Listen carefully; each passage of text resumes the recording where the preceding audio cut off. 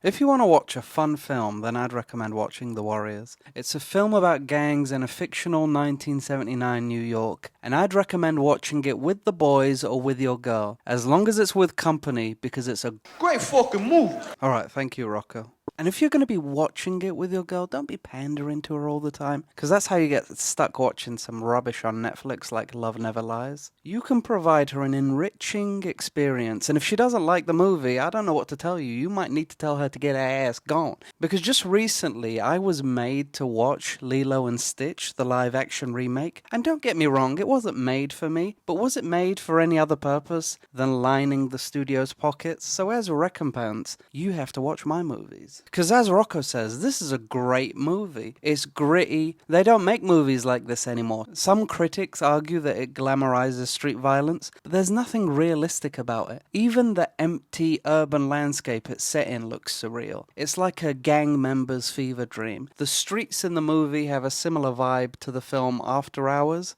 If you're talking about street violence, you can't really compare it to anything else. I've seen more violence at Weatherspoons on a Friday night, which for our American viewers is a shitty chain of English pubs. Boys in the Hood tackled more of that kind of thing. The poverty, the systemic racism, and the police brutality. Whereas here, it just looks like all these street gangs agreed to meet in fancy dress for a massive Halloween party before it gets broken up by the police. It feels like a comic book adaptation, but that's the thing. They never set out to make a documentary. It's just a fun movie. So as you can see, Cyrus with hair like Frederick Douglass and his gang of Shaolin punks. Now obviously that's not what they're called, but I can't remember their name. They've rounded all the gangs of New York to parlay at a park, and apparently the calisthenics athletes who were usually there weren't invited. And according to Cyrus, they outnumber the police of the city 3-1, and therefore proposes a citywide gang truce so they could work together to run the city. And this decision is taking place in a children's park, not factoring in that if the truce went ahead and they tried to seize control, the government could just send in the army and quell any resistance. But it's fiction, so who cares? I think because of the simplicity of the plot, you can look at the film from different perspectives. Even politically, it's topical right now because of the idea of Cyrus trying to unite the 5 boroughs while one small gang called the Rogues sabotage it and blame it on someone else. Sounds familiar, right? This little 2-bit gang that did the deed turned every other gang on the Warriors, the street gang from Coney Island, and now they have to make it back to their turf while they've literally put an APB out on them. They have to cross all these other gangs' territories while everybody is literally gunning for them. So if this was GTA, their wanted level is perpetually raised to 5 stars. So as the Warriors wade through all these other territories, they run into the orphans, right? The modern day equivalent of the incels and the simps. They are so disrespected, they weren't even invited to the big meeting, right? And their leader, I mean, look at him.